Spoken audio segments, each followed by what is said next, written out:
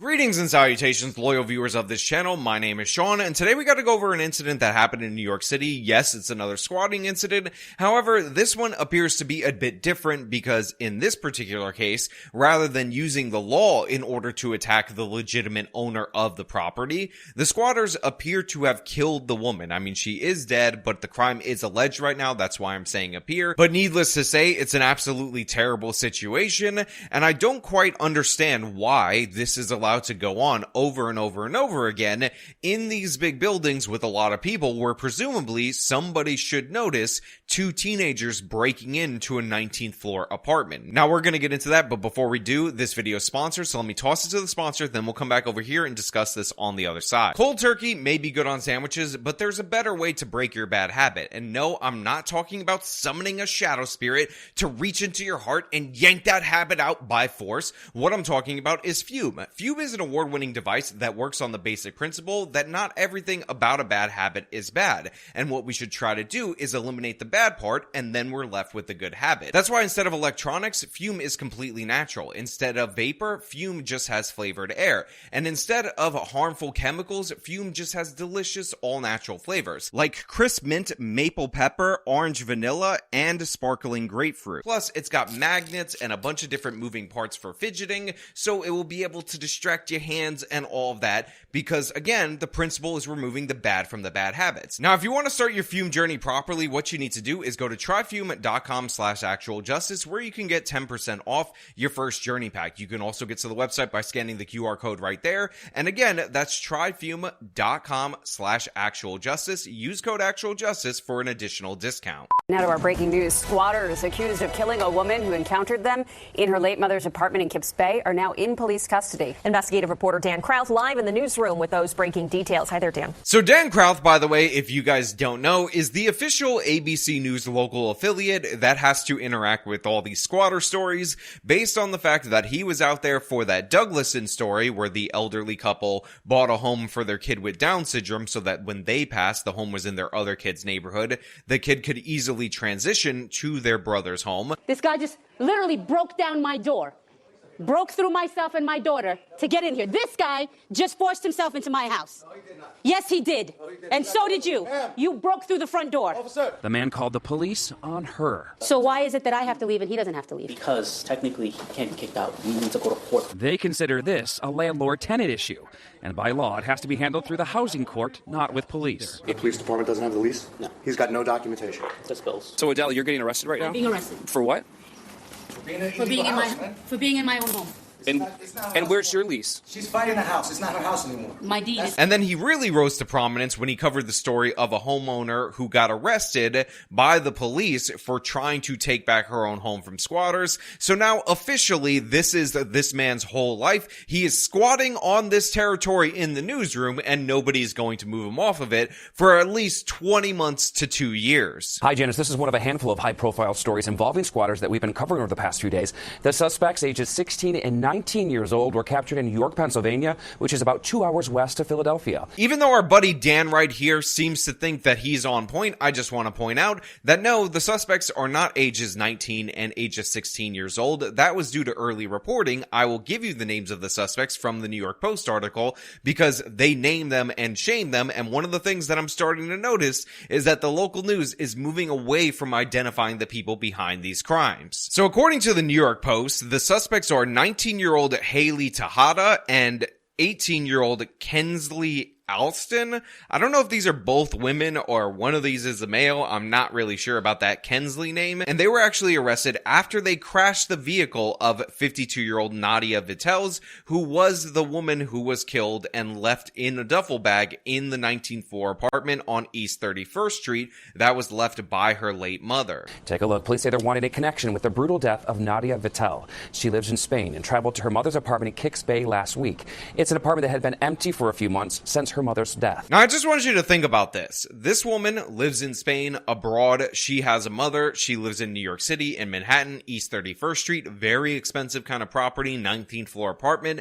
It was probably nice. And she finds out that her mother died. Now, like many Americans, if you're living far away from your relative, you probably don't have the money to come over and take care of it right away, immediately, especially when the situation is related to an apartment. So she waits just a couple of months, and then she goes to clean out her mother's stuff. Obviously a tragic situation, losing a parent and whatnot. And then when she gets there, she discovers a 19-year-old and an 18-year-old living in the apartment. But then things escalate because, squatters have God-tier rights. The property is theirs because they decided to steal it. So a fight ensues, and during the course of this physical altercation, the 52-year-old woman ends up being slammed against the wall, blunt force trauma.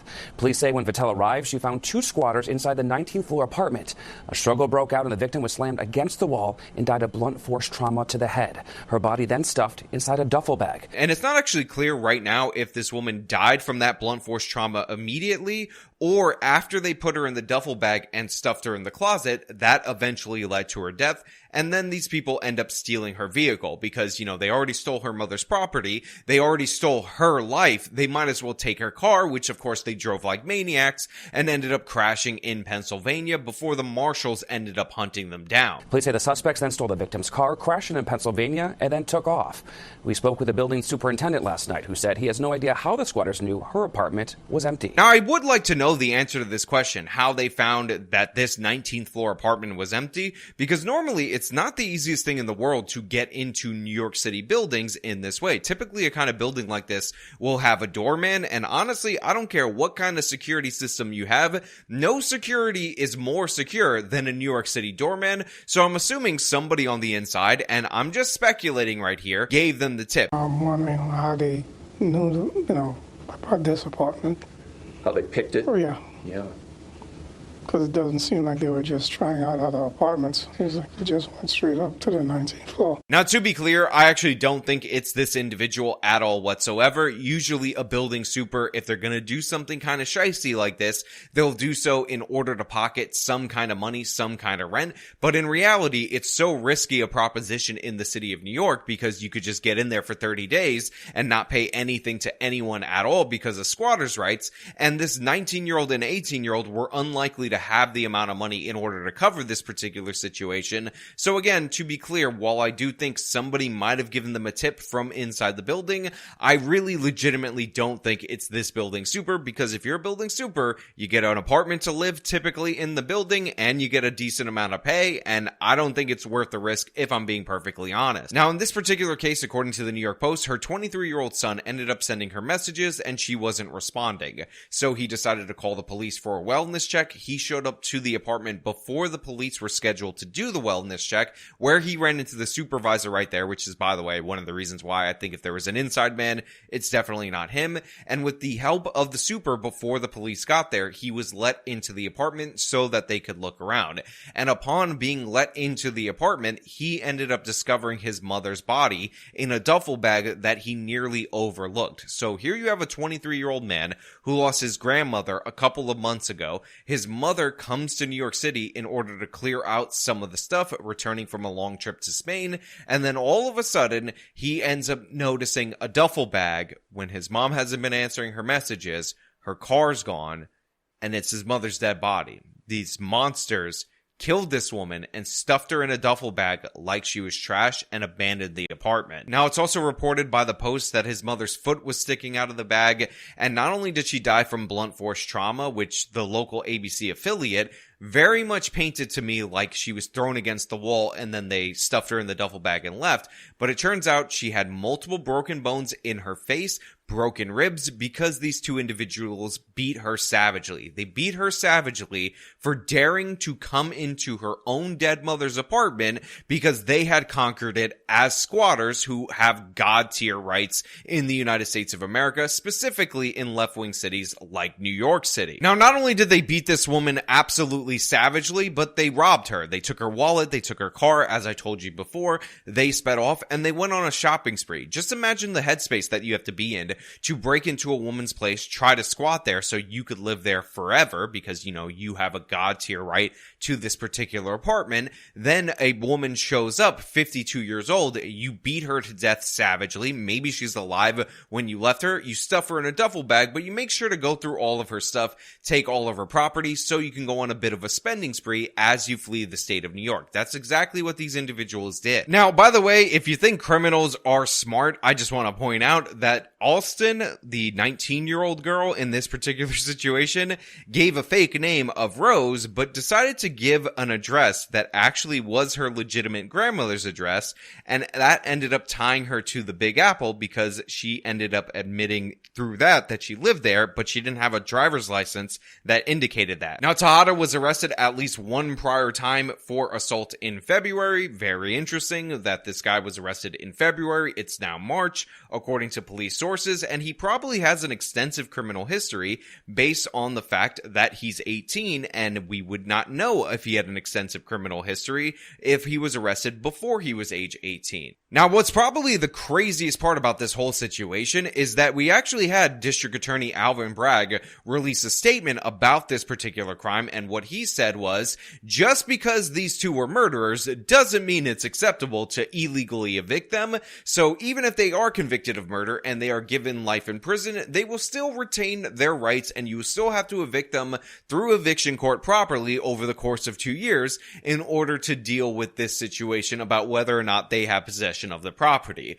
Obviously, I'm just kidding about that, but honestly, based on the way that New York works right now, where people get same-day automatic release for violent crimes and squatters are allowed to fight it out in the legal system for years, I wouldn't be surprised if somehow these people ended up living in that apartment after the fact, after they got out of jail on bail, even though they were fugitives and they're accused of this brutal murder. I'm just saying, it wouldn't be surprising if that was the outcome. Now again, as of right now, they do not know how these people were able to enter the apartment, how they found out about the missing apartment. I speculate that maybe somebody on the inside gave them a tip, but honestly, it could just as easily be a situation where the apartment being vacant for about 4 months, and this is likely the reason why she was going to go clean out the apartment, was listed early for rent because we know for a fact that this is something that is targeted by these squatter scammers. But the fact of the matter is, these squatter scammers ended up turning murderers incredibly quickly. And to me, I find the prospect of going away on a trip after the death of your relative, returning a few months later, going to clean out that dead relative's apartment that you're still paying for,